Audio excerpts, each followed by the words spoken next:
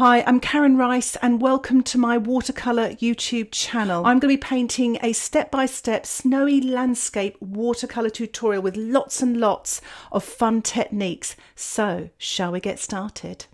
Here is the gorgeous reference photograph that I'm going to be using and adapting, and you can find a link for that in the description below, along with the materials list also. I'm masking out the snowy areas with an old brush actually, and I'm using masking fluid, and I'm just painting sort of here and there just to get sort of the light areas. If you're using a brush, make sure you dip it into some liquid soap to protect the brush and let the masking fluid dry naturally. Once the masking fluid has dried, I'm wetting the sort of sky area and the background with a large flat brush. You could use a mop brush as well, just really give it a good soak. And I've mixed up some indigo paint, and I'm going to paint some indigo and a touch of pink here and there in the background, wet into wet with my size 10 brush.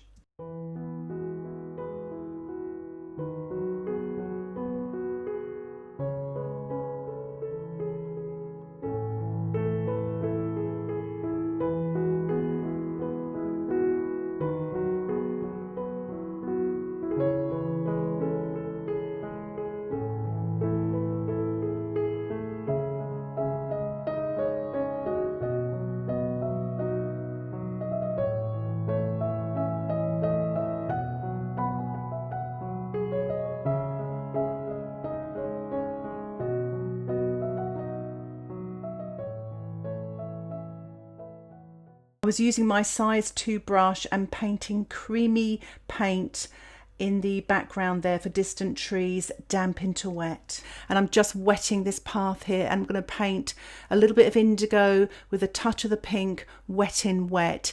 If you'd like to watch longer tutorials with lots more voiceovers and get access to drawing templates, why not think about joining my Patreon membership? Just click the link in the top right hand corner of this video and it'll give you some more details. And don't hesitate to drop me a line in the comments section if you have any questions. Right, back to the painting. I'm painting marks mainly in the foreground path here, damp into damp. I'm using a size 6 brush with a mixture of that indigo and a little bit of the Quinacridone Magenta, and I'm just putting a little bit of details behind the trees as well, just building up light to dark in the watercolour.